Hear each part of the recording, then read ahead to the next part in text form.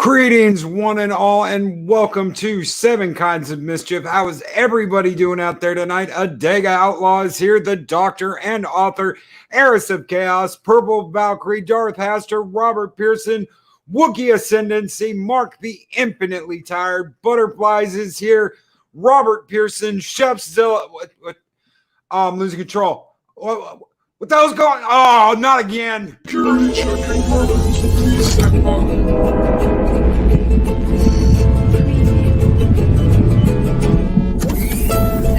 Welcome, Mexican Ironman.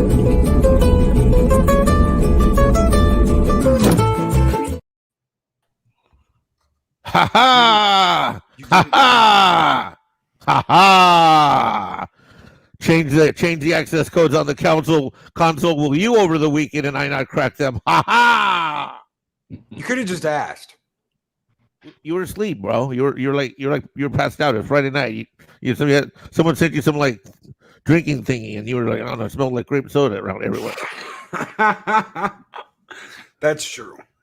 That is true. Welcome, Mexican Ironman. Well, thank you. Yeah, my invitation. I got lost in the email, but here I am. Yes, here I am. And we are talking Batman tonight. Yes, we are. We are going to go over the history of Batman. We're going to talk about what makes Batman tick, how they created Batman. We are going to get into the meat and potatoes of Batman. And to do that, guys, we've got to have a little boom, a little ambiance, a little screen flavor. Oh, look at that. Some stuff that looks good. Yes, indeed. We got our man 24/7 here, who I know has some things to show off here and there as we go through this. I'm sure he's got some titles back there. We need to rename him 24/7 the Collector. Yes, 24/7 Collector. Yeah. Look at that. There's a lot of people have him as their favorite Joker. And I thought my jokes were bad. Is he your favorite Joker? Hell yes, he's my favorite Joker. Really? Yes. And then number two for you would be Jared Leto? Nope, Mark Hamill. Oh my God, Mark Hamill's the best. Kitty, still not my favorite Catwoman because she doesn't have red hair, but Oh yeah, I'm OG Catwoman on that. You know what I mean? So welcome, everyone. Welcome to Seven Kinds of Mischief. We are going to be going over Batman. We have one hell of a show for y'all tonight. Thank you so much for being here, each and every one of you.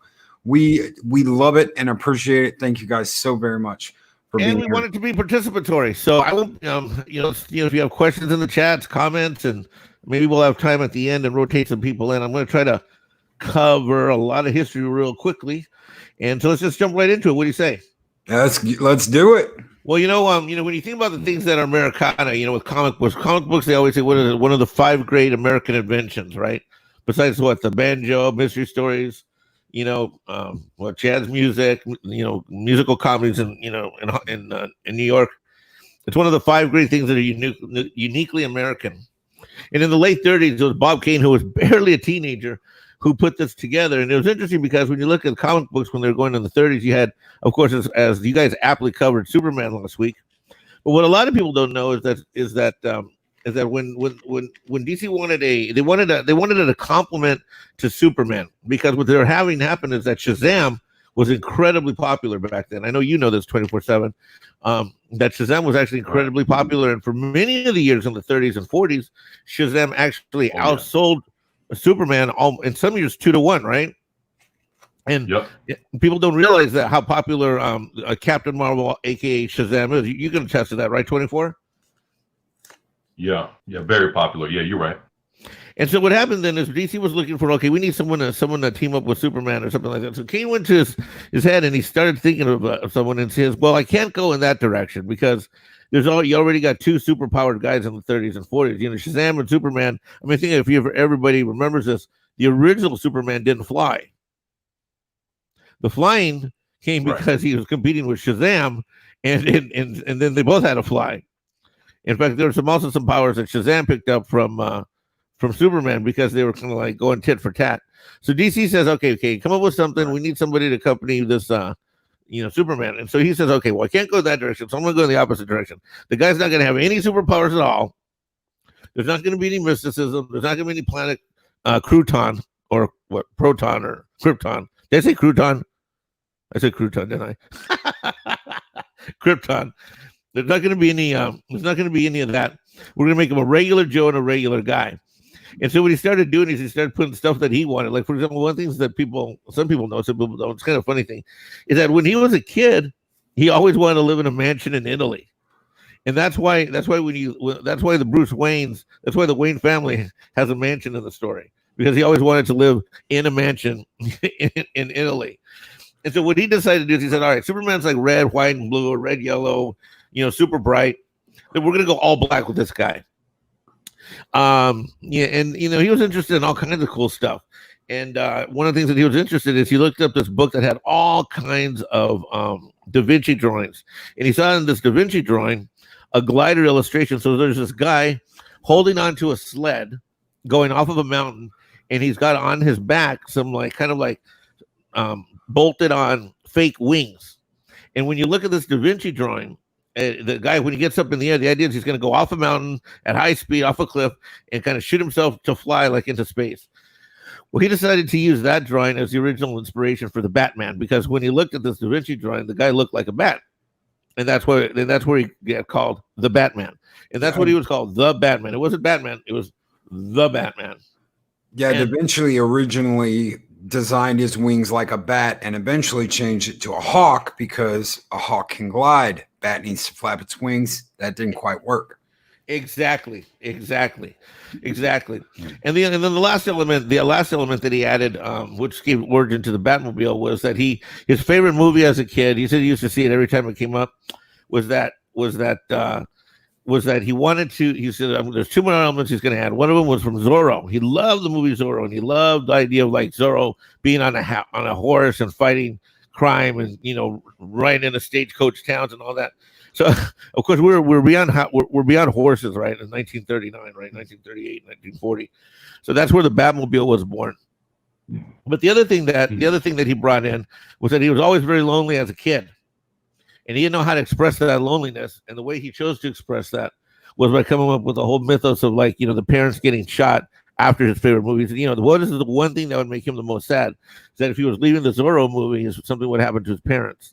And so that was his way to tap into his own worst feeling of loneliness and alienation and all of that. And that really is what sets the ground. When you think of Batman, the core themes are alienation, orphanage, who accepts you, are you a regular person or are you larger than life? I mean, I think I saw something in the chat a minute ago, which a traumatic experience in life and handling it poorly, you don't want to do that, because I'll turn you into the Batman, and that's one hell of a hole to fall down. They looked at inspirations too when they were creating them, like Scarlet Pimpernel, Zorro, Dick Tracy, The Shadow, Sherlock Holmes, and he is kind of a combination of all of that. It's funny you mentioned Sherlock Holmes, because in the original, if you go back to the original comic books, the original Alfred wasn't Alfred Pennyworth. The original Alfred was a little more stout, kind of porky dude, more British, and Alfred always wanted to be a detective, but he found himself ending up, hey, do I take a break for the tip? Yep. Let's take a break for the tip. 5, Go!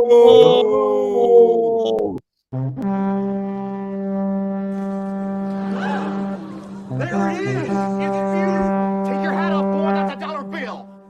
And Chef Zilla tipped, how does Mexican Ironman have both second and third place? Got to fix that.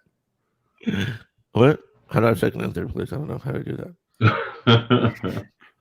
Anyway, so so what he did is that part about the Sherlock Holmes, originally that was put into the persona of the original Alfred, which later they made him look a little older, a little thinner. And so that's how they and then that led to the whole Detective Comics, because originally it's all Detective Comics, right? Batman, the comic book, didn't come out till spring of 1940 or 41, I think. And so, so you have Detective Comics and you have that theme going. And yeah, it was because Sherlock Holmes was real popular and always had been, the first half of the last century, right? Yep. Right. So, anyways, moving along. So you have Batman. So you have Batman come out and almost real quickly, he got so popular that poor little Bob couldn't handle it all. so what the DC crew did is they put a team around him. I'm not going to go into that right now. That alone will take me a half hour, but they put 4 or 5 people around him, and they said, okay, let's go ahead and build out his legends a bit. Not just the the Batmobile, the mansion and Alfred, but let's go ahead and build out his legends a bit. And so that's why when the first Batman comic came out, which I think was in the spring of 40 or 41, maybe 42, somewhere in there. That's where you had introduced Catwoman and the Joker for the first time. Right. And originally the idea was that Catwoman would be part of Batman's family and kind of a good gal, or she'd become a good gal, but and they said, why don't we just make sure it's kind of like that dysfunctional Puerto Rican relationship that I've always had all my life with Puerto Rican girls. Anyway, long story, not for this. Another one here. Cred Sox Carol. 5s just tipped $4.99. 3, 2, 1. So much score.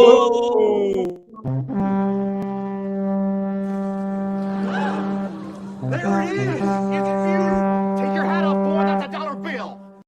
And Cred Sox 5 says, keep up the great work. Love how passionate you are on the topic you speak, whatever that may be. I enjoy it so much. Thank you so much, Cred Sox 5. Thanks, Thank you. Cred Sox. You rock. You rock. You guys are keeping the lights on in here in Valhalla. Thank you. So then you had the popularity, and so then they said, okay, well, let's build out the legends a little bit. And it was interesting because I actually found I was doing research, I found an old article about the Genesis stories, and one of those team of creators said that, okay, what he did is he says, okay, I'm going to split Joker in half, and if Joker were 50% super crazy, wacky laughter, and 50% just diabolical, what would I get? And that's what gave rise in later issues to Two-Face and the Riddler. And so the guy one of the guys on the team, his vision was that I'm going to take Joker and I'm going to cut him in half, and he created those 2 characters. That writer did, by the way, in the comic book. So anyway, so Batman's super popular. So now they're building out. Now they're starting to build out, the family a little bit and the legends. And then he got really popular on the radio. Radio was hugely, immensely popular, throughout 38, 39, 40s. Of course, people were off the war, so Batman was in a ton of the radio shows. In fact, he got so popular after the 4th year of doing stuff independently that he was invited on to do the Superman show. So Batman was a regular on the Superman hour, on the Superman radio show hour back then, which was huge for a brand new character, because Superman had been around since early 30s, I guess. And then then with that, they had Batman was also one of the few characters, in addition to Captain Marvel, who was also selling war bonds. Most people don't know that Batman was used. You know that 24/7? Yeah. He was one of the few characters, although he was dark and stuff, but it wasn't really the dark Batman we know yet. So I mean, at this point in time, he's wearing dark outfits, but he's still kind of I would call him more like a green, not Green Lantern, but more like a Green Hornet type. Green Hornet, yeah. Yeah. Would you agree with that 24/7? Would you agree with my assessment on that? Yeah. Okay. He was like just a masked Avenger, like the Green Hornet, or like the Crimson Avenger, or exactly, or like the Spirit. Yeah, or an early iteration of say the oh my gosh, like Phantom, the ghost that walks. Yeah, exactly. So he's more, you think, because he doesn't have any superpowers, but what he does have is he's cunning and he's brave, and so you have these bad people doing bad things, and he's figuring out he's out there figuring out who did it, how do I catch them, where are they going to be at, et cetera, et cetera, et cetera. So anyway, so you have him on radio, and he's real popular, and then you got, then from there they said, well, now the war's over, right? So now it's like, now we're going to go into the mid-40s now, and a couple interesting things happened in this era. So you got everybody coming back from the war, and so now they put them in the serials, right? I don't know if people know this, what serials are. I'm just gonna go there just the black and white.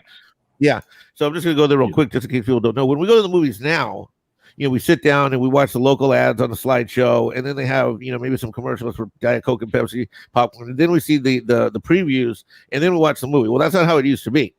The way it used to be is they had maybe some or all of that, but you had these serials, which were these black and white, usually 8 to 15 minute mini movies that showed before your movie, and they showed in every theater that you'd go to, including the drive-in. So it didn't matter what movie you picked to see. Like every theater would have like the Batman serial, for example, or certain theaters would say, we have the Batman serial.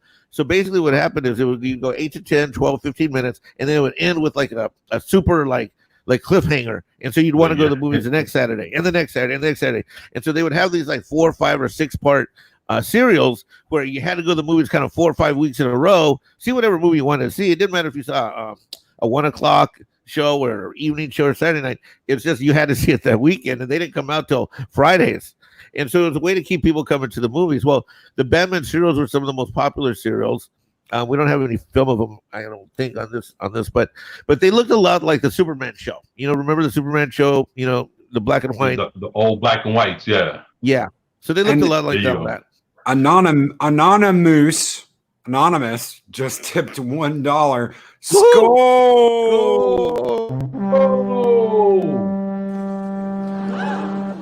There it is. If you take your hat off, boy, that's a dollar bill. And they say my favorite Batman quote is, "I knew I was crazy when the voice in my head kept calling me Bruce. In my head, that's not what I call myself." Excellent quote, Anonymous. That is the bomb. That's the bomb. Thank you so much. So anyway, so you got those serials. So you got the serials going. He'd been on radio, and it was interesting because I mean, well, let me just bring in something that happened. I think it was in 1950. Gosh, what was it? 1952 or 1950, 54? So this guy, there's this psychologist guy, and he wrote this book about basically wrote about society and how comic books generally and the serials on the weekends were leading children to basically be kind of how do I say it? Kind of delinquent. Yeah, juvenile delinquents. Yeah, exactly. Yeah.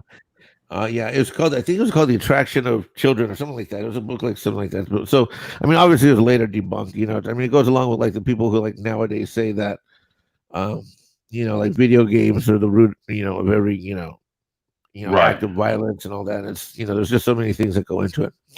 But anyways, I saw in the chat someone mentioned about the cliffhanger. He is whoever wrote that about the cliffhanger, he's completely right, because if you look at those old serials, yeah, there it goes. It was a cheat. You saw the heroes escape when they clearly had the week before. Exactly.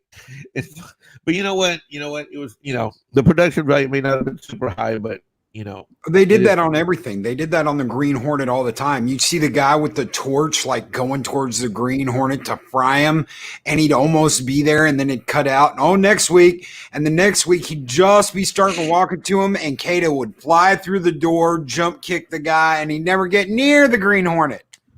Right. So anyway, so Batman's popularity is just going skyrocket through the 40s to the 50s, and I just looked it up real quick. In 1954 was when the book came out. It's called The Seduction of the Innocent, and The Seduction of the Innocent was the book that came out. And when that happened, it was so thermonuclear. Not only did it hurt the popularity of main titles like Superman and Batman, but it killed off some titles completely. And it forever changed. I mean, it killed off a ton of titles in the late 50s and early 60s, right, 24? Yeah, and actually, it actually caused for a lot of older comics to be as rare as they are now, for the simple fact that a lot of them got burned. Like they grabbed all them shits and they started having bonfires. And matter of fact, it's funny that the Boy Scout of America also took part in this, in trying to rid comic books and pulling comic books away from the kids, and just have a big old bonfire and people coming, just bringing pulps and different comic books of all different kinds and just burning them. I mean, just quick break to the rook. Quick break to the rook. And that's why the comic books are as rare as they are. Yeah, the older ones. Boss man. Yep. Skull. The rook.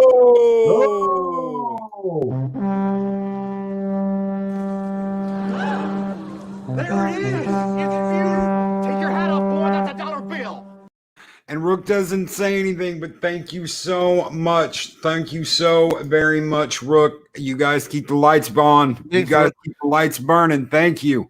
Yeah, so the aftermath of this book coming out is that literally parents were walking to their kids' rooms. They were just taking the books, throwing them away.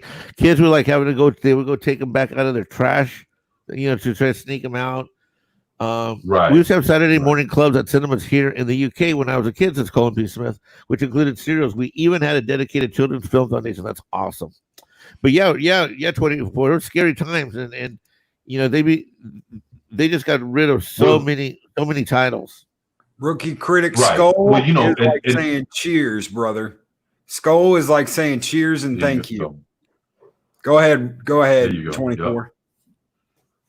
No, I was just gonna say that, from that came the birth of the of the Comic Code, the Comic Code Authority. That's exactly what I was going to go with this next, right? And right. As I'm sure 24, you can help me explain this one. There were actually hearings and stuff that went on with this, and so they came up with this thing, and basically they were going to police themselves, and they all the production houses joined it. All of them joined it. Like they basically, they said we're going to self-police ourselves before they got policed, and they would actually take their titles and they would send them in for approval. Right. You know what I mean?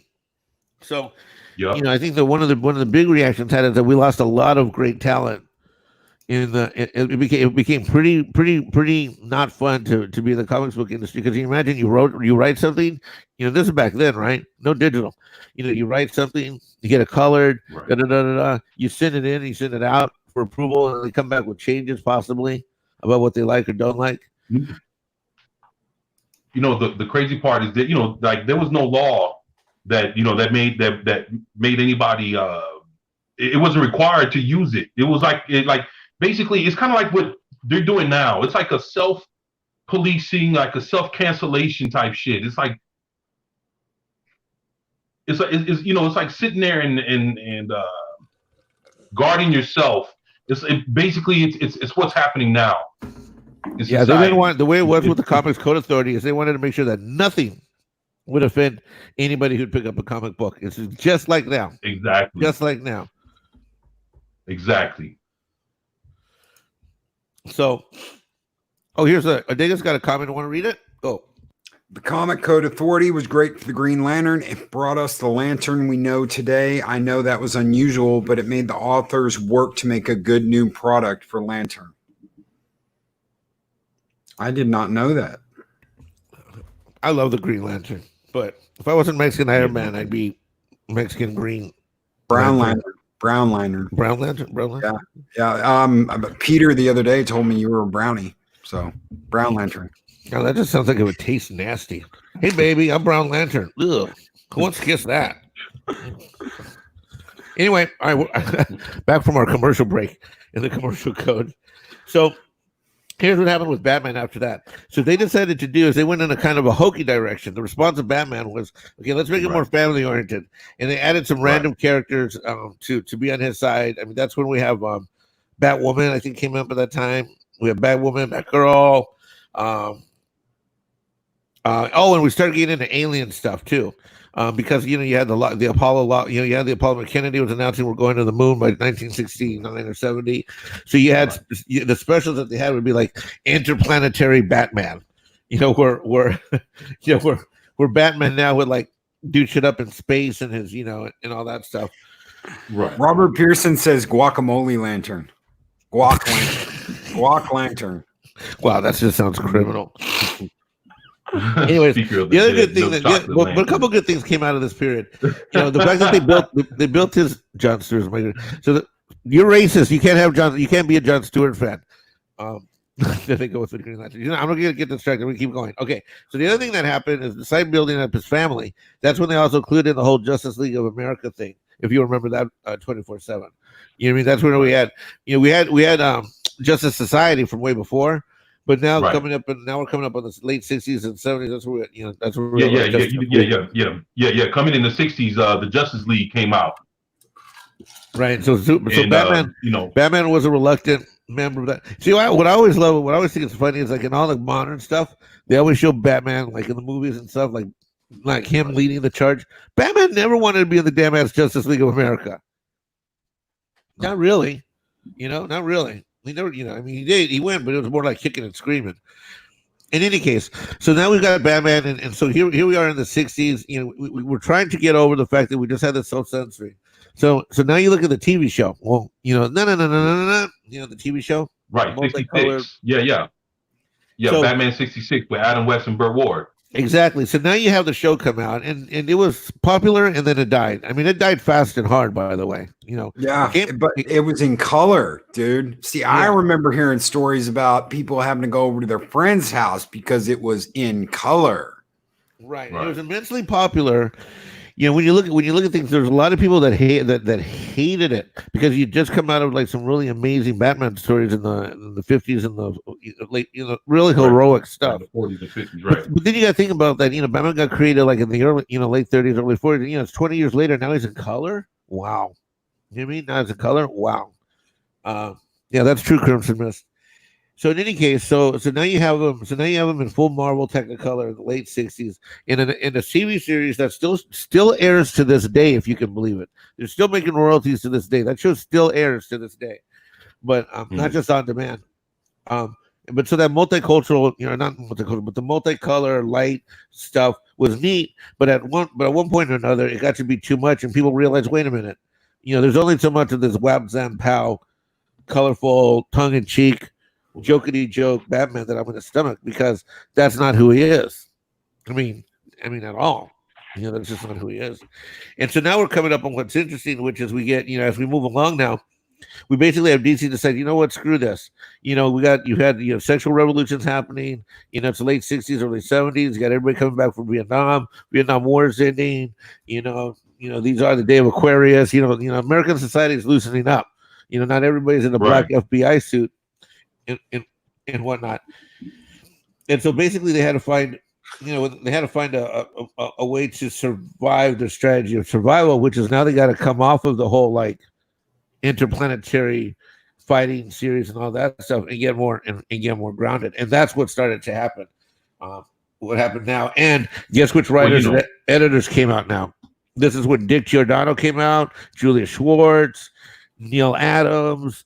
Now, when they got their hands on it, then we started going somewhere. What's your feeling about those guys 24/7? Yeah, Jim Aparo. Yes. What's your feeling about those guys? Yeah. What's your analysis about those guys? How do you feel about what they were able to do with the character? Can you hear me? Kind of breaking up. Wait, can you hear me now?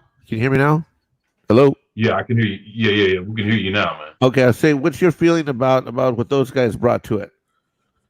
Brought to the comic book, Giordano and all those guys.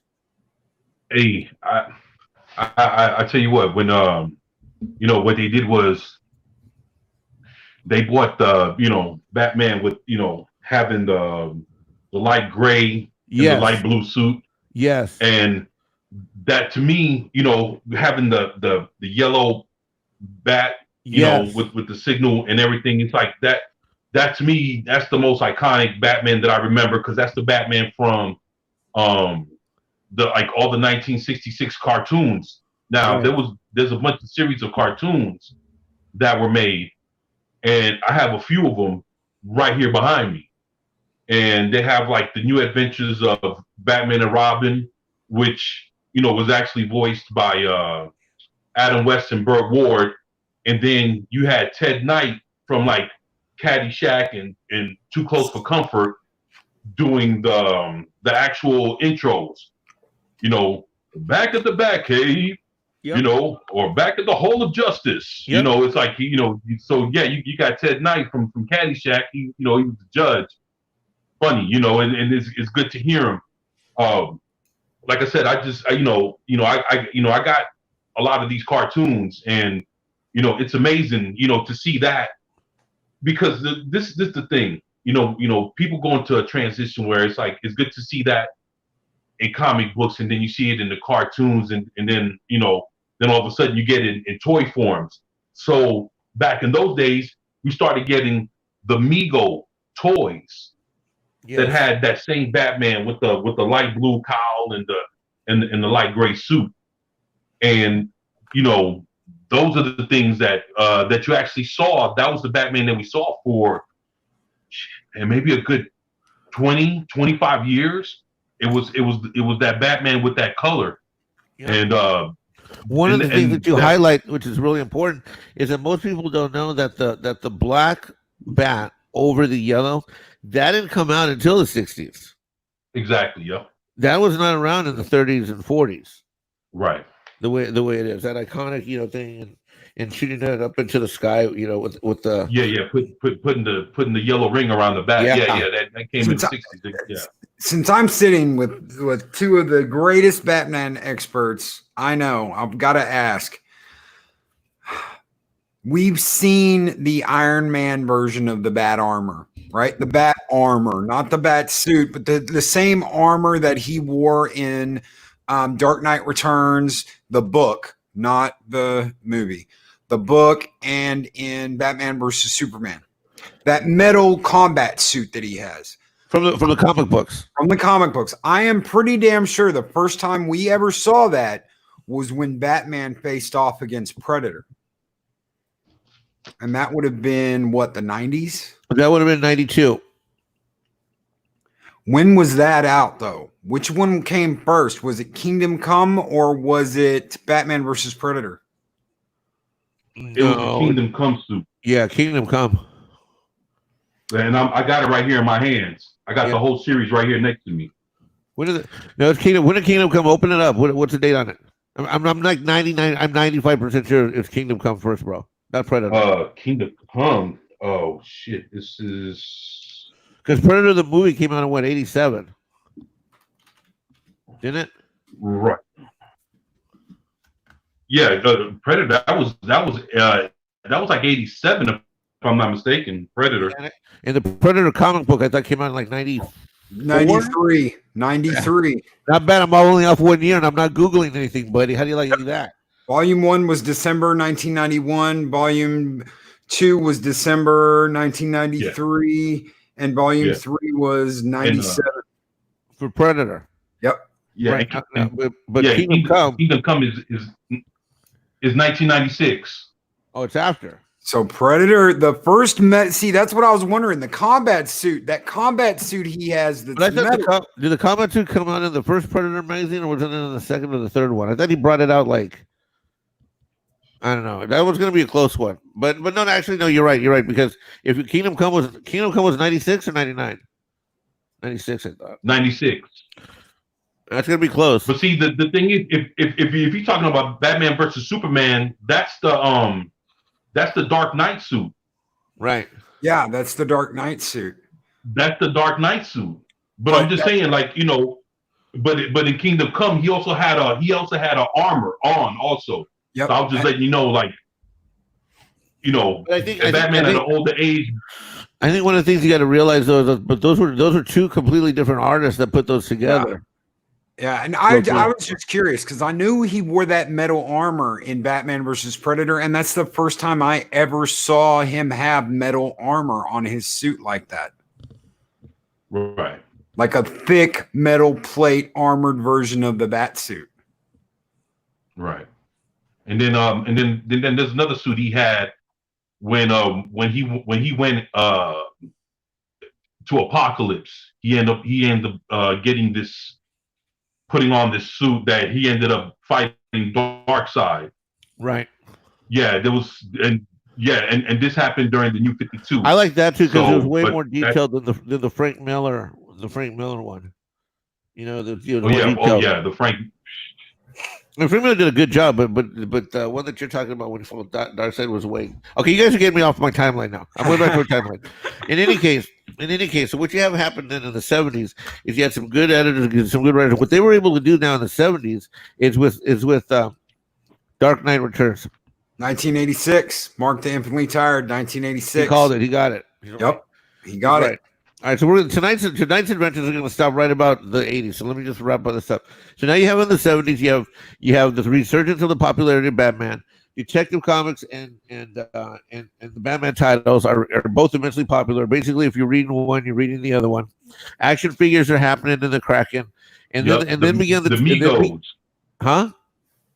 The Migos action figures. The action if anybody figures. remembers the Migos, Right, the action That figures was that was started big. that were released, the action figures and kits that were released in the around the TV show in the late '60s continued on through the '70s, and so you had you were able to pretty much get your action figures, get your if you bought Detective Comics, you probably also bought the Batman title. And what was great about collecting them at this time is that you really got two different comic book reading experiences. If you're reading Batman, you get an action. Yeah, we're not there yet. We'll cover that in part 2 next in 2 more weeks, Crimson. But and then all the timelines separate. We're going to do that too, but that's down the road. Anyway, so what you're able to do is you're able to catch this storyline where you got your true legends and all of those stories happening. Somewhat fantastic, but not supernatural and not crazy. Then you got your Detective Comics, which sometimes you didn't know who the bad guy was, and sometimes the bad guy is a character that might pop up once or twice, but would never end up with their own storyline. But one of the things that was cool that I thought DC did is they said, if we're going to have a bad person or a good person, we want them to have a traumatic event where they could go either way. And that, some people theorize, is why Batman picked up Robin, because he said, look, this guy just fell off a trapeze. He just watched his parents, his whole family get wiped out. He could go either way. I would adopt him and make sure not much goes wrong. As we get closer to night. Go ahead. Yeah, it was that was a relatable experience for Bruce Wayne, losing his parents the way Dick Grayson lost his. Yeah, I mean, you gotta be a pretty messed up kid if your best adoption opportunity is Bruce Wayne. I mean, really? That's all we got this week? I mean, what about the crackhead in front of the Greyhound bus station? I digress. Anyway, so basically then, as we come up in the 70s, now begins the talk of there should be a Batman movie. There should be, there had already been, as soon as the Superman movie hit, and we saw how Christopher Reeves was received, there was immense talk about who would direct and when is the Batman movie coming out and who's going to do it, who's going to star in it, because the comic books were as popular as ever. They're right in line with Action Comics and Superman, and then the question would be who's going to be the director and what kind of Batman would we be? Would we be a 1940s Batman, kind of a street guy, kind of like the street guy that's just kind of taking criminal factions on by himself? Would it be a fantastic Batman flying around like interplanetary, galactic, like Superman would be, might be, could be, or would it be like a crazy, zany kind of fun 1960s style, or something in between? We don't know who would direct it, what would happen. So we're going to stop things there, open things up to the chat. If anyone wants to come in here in the next 15 minutes, talk about what they love about Batman. And basically what tonight we wanted to do is just cover, basically kind of the history and the origins of Batman from its inception all the way up to about the 80s. When we do part 2, we're going to cover all the 80s through now. So we're going to cover the 80s, the 90s, the 2000s, all the way up to 2020. So that's 40 years. So we just covered from about 1939 to 1979. It's about 40 years, and we're going to cover the next 40 years really quickly in the next segment. Although the next segment is going to be a hell of a lot harder because we're going to deal with the 52 and all that stuff. So, but we'll get there some other time. Hey, say which how many of y'all out there in the chat, used to fuck around with Super Friends? Saturday mornings, eating cereal, waking up every Saturday, bro. 7:30. Yeah. Meanwhile, back at the chocolate truck parked next to the Hall of Justice. There you go. Or who remember the Superman Aquaman hour? Yeah, I never liked Aquaman though. Neither did I. Riding the seahorse. Yeah, I mean, but all that was kind of thrown in at the same time, But if you remember that, and they had the Batman Superman hour. Matter of fact, I was at home a lot as a kid, and I was like, sometimes I was like, man, if Aquaman is so amazing, how come he can't get the fish sticks in the oven and get them cooked for me? That was my biggest complaint about Aquaman. If Aquaman is so amazing with Superman and these, why can't someone tell Aquaman to give me some damn fish sticks? What's that? Yep, those are the old Batman. Yeah, this is Superman from '66, and this is the whole series. And then this is Batman from 73, 74. And both of them are are done by the voices of Ted Knight is in both series, where he's back at the Batcave, and at the Fortress of Solitude. Superman is, he was a narrator basically on both. But like I said, this is Back in the private bedroom of Iron Man Mexican. What? Ooh, what? Back in the jacuzzi spa in Iron Man Mexican's private suite. What? And Robert Pearson There you says, so go. this will continue next week. Same bat time, same bat channel. Indeed, it will. Next week you're doing Superman, I thought. You're doing Superman Yep, part next 2. week this will be Superman. Yeah, Superman Next part week 2. this time will be Superman. Part 2 of our Superman. Ooh, that's my girl, Harley Quinn. Yes. Yes. Indeed. Yeah. Not many people know. Do you guys know Yeah. when was the first time Harley Quinn made her first appearance? Who knows when Harley made her first appearance? Animated series. When? Yeah, Animated. Batman the animated series, and Correct. and then when they came up with Batman the animated series, the cartoon, for the comic books, they had a comic book version. That's the first time she was ever put out in comic books.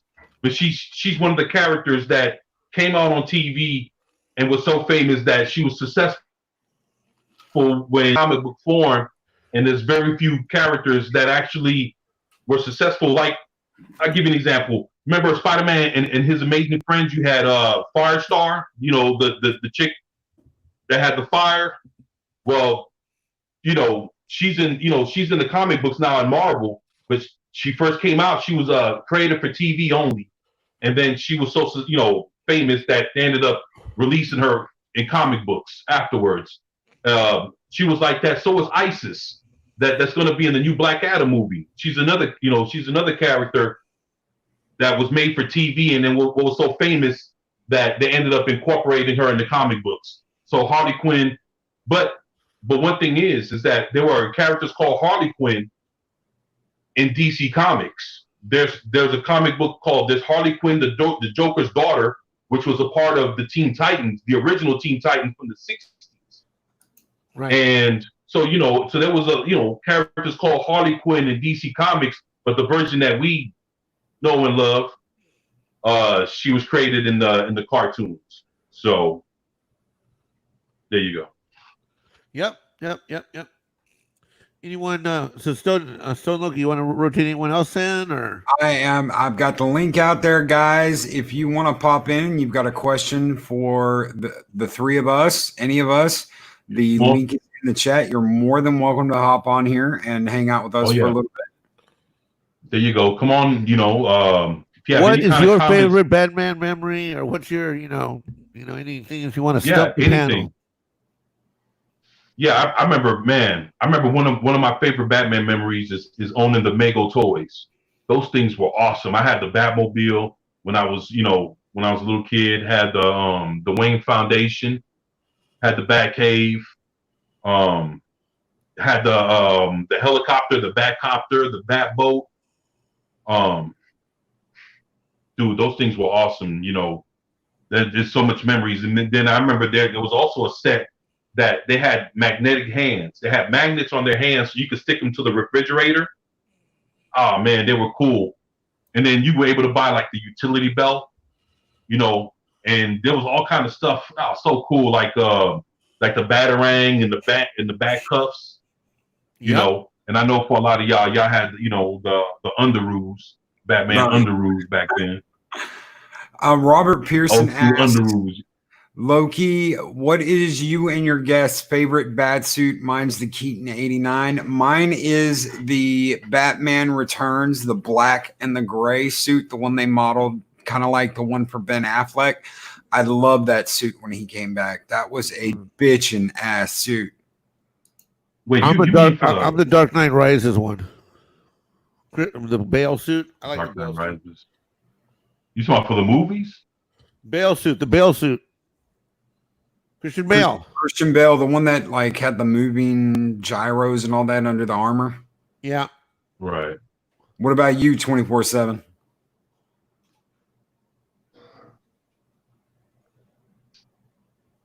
The best bat suit I've ever seen had to be the 70s suit. the one with the light blue and the light gray. That has to be the best one I've ever seen. Huh, that's what With you like, the long point with the long pointed ears. Yeah. You know, if there's any version of Batman that I've ever seen, movies, cartoons, comic books, it's that one. That's the one. You know, I mean, when you play, you know, Arkham, you know, the Arkham games, that's the suit that I would pick. Yep. It's classic, man. I mean, it's nostalgic. I mean, shit, man. I mean, it's funny, man. We, you know, was ready to start, you know, talking about Batman. I mean, where is she? I came ready as shit. I'll put you up. Hold on. Yeah, man. I mean, shit. You know, that's the suit right there, man. That's the suit, the blue and the gray. Yep. Yeah, and that was actually one of the last times you saw him until, you know, the blue started getting darker and the gray started getting darker as well. But yeah, man, it's I got all kind of stuff here, man, that I was ready to show, but it'll be ready in 2 weeks, man, for the next show. So, I mean, there's a lot of stuff out here, man. I mean, shit. Like this, the issue where Dick Grayson gave up being Robin, man. I don't believe it. Put it all in a box and mail it here so I can investigate it for myself. You know, and then this the issue also that Kid Flash, Wally West gave up being Kid Flash. They both gave up at the same day, man. And then right here, I got fucking the first appearance of Nightwing. Like I said, I was ready to pop, but that's in 2 weeks, man.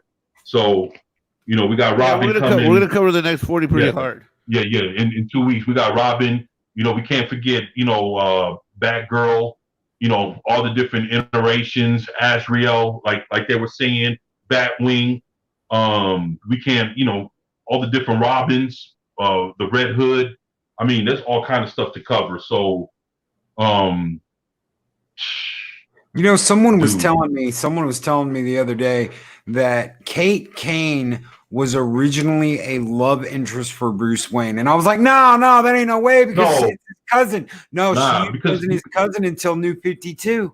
I didn't know that. No. Kate Kane, man, dude, Kate Kane originally, she was just like, she died. If you pull up, or if anybody, you know, if we had access to actually, you know, pull up a picture. We'll have it for the next show. Kate Kane originally was not even, actually, she was not his cousin. She had the yellow and red Batwoman suit, and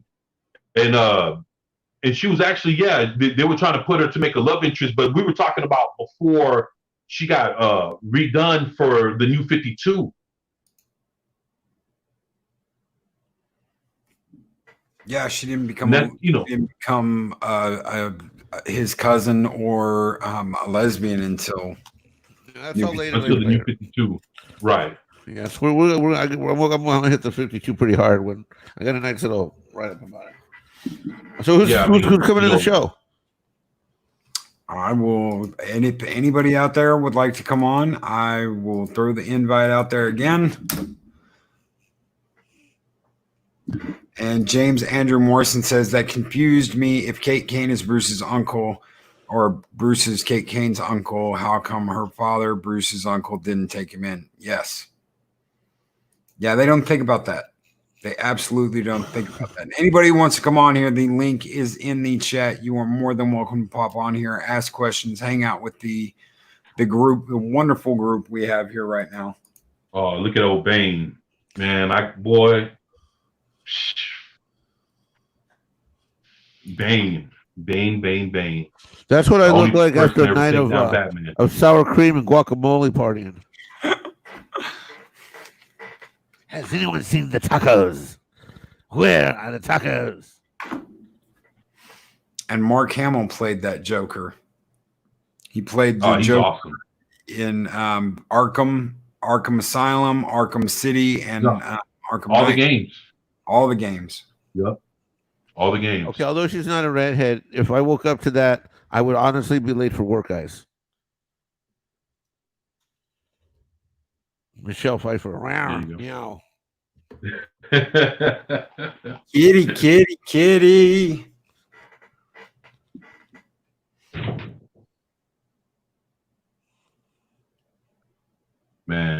You know, one thing I wondered You know, is I don't think I ever. Here's one that I don't know. I never understood how come sometimes he was Captain Gordon, other times he was Commissioner Gordon. Back in the early days, because he wasn't a well, you know, he was. Yeah, I mean, it changed from you know a lot of stuff. His origin kept getting redefined, and you know, a little, you know, something taken away, you know, a little bit of something added to it. The more they kept trying to build him into being the Batman that we know now. You know, which villain haven't we seen on screen that we'd like to see? Gosh, I think they already did. I had always wanted to see Bane until they put him on there in that third movie. Both Bane, Bane, man, Bane. I tell you what, the way they did Bane in that third movie is the way they did Doomsday for that Batman versus Superman. What do you mean? Which is what? Batman versus Superman. Well, one was CGI, one was a dude. I don't understand your analogy. They both sucked. That's supposed to have been Doomsday. Oh, no shit. Both sucked. Yeah, man. I mean, I was saying, like, I really wanted to see him, and then they blew it. That's what I'm talking about. Yeah, and then that's the same thing they did for Bane. It's like, yeah, you know, you got this, you know what Doomsday is, and then all of a sudden, when you see him manifest on screen like that, and that's what we saw in Batman versus Superman, is a disappointment. Same shit with Bane and with Batman 3. Same thing, man. Yeah. You know what, Purple? To answer your question, I would probably have to go with the ventriloquist. I always loved that little dummy shooting people with that. Oh man, the ventriloquist with Scarface. It was Scarface, and the ventriloquist. Oh man, or Clayface. Something else, man. That. Could you imagine a Batman horror movie with Killer Croc? I could, man. Yeah, I mean, you know, but you know what would make him scary is depending on how he looks like, because depending on who drew him, he looks the way you saw him on a Suicide Squad, the movie, and then other times he looks more like a crocodile, you know, like in the face. So I don't know. It's like his look is never defined. And Chef Stiller, I will agree. The voice was epic. The character, I hated. I love Tom Hardy. I love the way he did it, but I hated the way they wrote the character. Gotham City, we come to free you. We are your freedom. He sounded like a real fucking luchador, man. It's not. Yeah, that was. And that's the thing. He's Bane's a Spanish guy, but I'm like, where's his bottle of Ritalin, and when can we find it? Could you imagine? Eris brings this up again. Give me a Batman horror movie. Could you imagine the movie opening with a completely shredded body and Gordon standing there, and he turns around. He's like, "Oh shit! Don't do that to me!" And Batman's standing there, and he's like, "What's going on, Gordon?" And he's like analyzing the crime scene, and it's Killer Croc, and Killer Croc is literally eating people in Gotham. Yeah, I mean, and actually, movie based around that. There are actually some pretty horrific stuff between the animated series, maybe a few of the comic books. I mean, in some of the games, there's some pretty hardcore shit out there. Dude, you know what the movie that Ben Affleck was going to put out under the Batman was going to be something that we would have. It was going to be him going into Arkham Asylum and doing. No way. Oh my god. No way. Yes, man. He was gonna get all twisted up like in the video game, dude. And then from there they came out with they try to modify it and put their spin on it, and that's then you put him in a situation where he doesn't know what. But yeah, he could be in a situation where he doesn't know what's real, what's not. Let Nolan do it, kind of like Inception. Is it real? Is it not? Could you imagine? I mean, you guys are talking Arkham, but could you imagine a movie based around the animated series? What was the name of the episodes? It was the one where the Joker is the judge and everybody else there in Arkham it's basically Batman's on trial. Was it the trial of Batman? Is that what they called it? Anybody out there in chat who knows this? I'm pretty sure it was called the trial of Batman or something similar. It was a two-parter, and he was basically held in Arkham. Batman was held in Arkham, captured by Ivy and Harley Quinn, taken to Arkham trial. Thank you, Keely Chow. It's called trial. Right. And they try Batman. The Rogues Gallery tries Batman. I always love that episode. I absolutely love that episode. And to see him faced against all of the villains he's put in there, I would have loved that. I would have absolutely loved that. Well, what we're going to kick off in 2 weeks is we're going to pick up right with the movies that came out, and then slide right into the animated series. That's where the meat and potatoes are going to be for next week or 2 weeks. So, I mean, the animated series is just ridiculously amazing. Yes, absolutely ridiculously amazing. I absolutely love the animated series. I love it. Oh yeah, me too. Yeah, I think it's awesome. And yeah, what about the act Julie Newmar? Julie Newmar. And Lee Merriweather. Suddenly, I am a Mexican kitty cat ready to purr. Julie Newmar. Matter of fact, she did. I have it upstairs. She did a Batman movie. The last thing Adam West ever did before he died, he put out a movie. Their Batman movie? Yeah. No, it was an animated movie that he did. It was in 2017, 2018. Yeah. He had put out a Batman 66 animated movie with her in it because she's still alive. So she reprised her role as Catwoman, and Burt Ward was in it also. And it had Two-Face was played by William Shatner. Yeah, he did the voiceover, William Shatner. So William Shatner did Harvey Dent. Yeah, we'll let you cover that in the next one, buddy. Cred Sox 5 says, I met Julie Newmar years ago. Such a nice woman. Got an autograph from her from my dad. Never seen a man so happy in my life. Dude, that is absolutely cool. That's awesome. Cred Sox. Do that. Cool, yeah. I said, dude, that's awesome, do man. that. You created a memory. Yeah, you created a memory for Pops. Yeah, there you go. And speaker nailing it right here. The animated series should be the template for how to make Batman films. Yeah, man. That's completely true.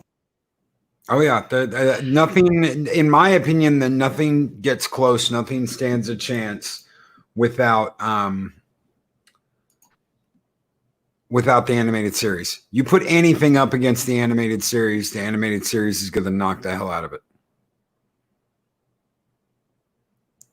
Which one is that? Mystery of the Bat-Human? Batwoman. Batwoman. Who does she look like to you, man? She looks like Batman Beyond. Yeah, she looks like Terry McGinnis. Yeah. So, look, this.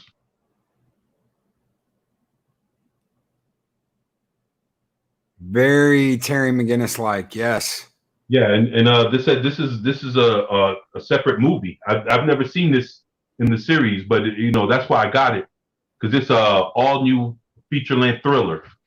So this is something that I guess came out after the series, but here you go, man. If nobody ever seen it, so. And Speaker for the Dead says, I love that one 24/7. Yeah, man. I mean, shit, man. I got shit. Growing up, I was a very huge Robin fan, so that's why I'm looking forward to us getting off into Robin. Oh my God! Can you imagine 24/7 at Halloween wearing that outfit and trick or treating? In a Robin suit. Hi guys, I got my bag ready. Where are we gonna go? We're gonna start on 3rd Street or 4th Street. Oh, I know we should start on 2nd Street. Marvel. Well, you know, Marvelous. there is Did a you go with yellow? Did you go with yellow stockings or white, bro? There is a Nah, picture somewhere out there. There is a photo of a very young Loki dressed up as Mask of the Phantasm. Dude, my mother actually built me the outfit. She took sketches because she was an artist. She took sketches from the stills of the show of the movie and made me the gray and black with the mask. Wow. Get up from that. Wow. What's her name wears in Mask of the Phantasm. And I didn't care if Mask of the Phantasm was a girl or not because that suit fucking rocked. You know, Right. you're an angel of death. Supermodel Loki, work. Turn to the left, work. Turn to the right, work. Yeah, that was subverting expectations for real, man. I love to see. I'm gonna. If you guys can give me pictures, I'm gonna like Adobe PDF and scrap them together and put them next to each other. You two. And Colin P. Smith says, I'm not particularly a comics person, although I did read Batman and others back in the day. I've heard that the Adam West Batman was the closest to the comics. How accurate would that be? The comics of the time? No. Maybe? Yeah, the comics of the time. Yeah. What happened is in the Time, of '60s course. after the whole censorship thing, the TV show lined up with the comics that were already out at that time. That's what happened. Right. And then the comics, after the show ended, the comics stayed that way until about 72, 74-ish. And Right. then they started going that's more when normal. Yeah, and that's when Neil Adams and Jim Aparo and all these other guys Giorno, came in. yeah. Right. Exactly. There you go. Dick DiGiorno, yep. That's man. All right, well, our hour's up, everybody. Thank you, everybody, so much. I'm gonna kill that. Thank you, everyone, so much for being here. You guys have been so great. It has been such a privilege to get to answer some of y'all's questions. I'm a big Batman fan. I'm not as big. It's not as big as Superman. I'm a huge Superman fan, but I do love Batman. I love the animated series. I've loved getting the chance to talk about it. And we're going to talk even more about all of this next week. We're going to get into the movies, the games, the animated series, what happened after the animated series. I can't wait to talk some Batman Beyond because I never really have gotten into the meat of it and talked to anybody about it. It's always just been I watched that with my little girl. That was my little girl's show. It was like I had animated series and then she was watching Batman Beyond and I was like, holy shit, that's my Bruce Wayne. That's Kevin Conroy voicing Bruce Wayne as an old man. Holy shit, that is awesome. So I can't wait for that. Thank you, Mexican Batman. Mexican Batman. There you go. Hello, Mexican Batman. Yeah, I'm here. Thank you. Thank you for being here, for taking the time to be here. Thanks for the invitation, boys. As I bust open the doors. Yeah, I enjoyed it, man. Thank you 24/7, brother. 24/7. Did you know that everything happens for a reason? Of course, man. I enjoyed it, man. I love being here with both of y'all, man. Did you know that sometimes better things can come together? That's true. I agree. I agree. Look to your left over your shoulder. Look to your left over your shoulder. There you go. Left shoulder. Your left shoulder. Your other left shoulder. Yeah, that one. Look at the wall. Look behind you. Oh yeah. Everything happens for a reason. There you go. There you go. Everything All right, happens for boss. a reason. There you go. All right, boss man, take us out. All right, guys. Thank you so very much for being here. I cannot wait to see you guys next week when we hit back at Superman. And tomorrow we are going to hit it with another Mornings of Mischief. I cannot wait to see each and every one of you there. Have a great night from each and every one of us. And we will catch you guys on the next 7 Kinds of Mischief. Take it easy.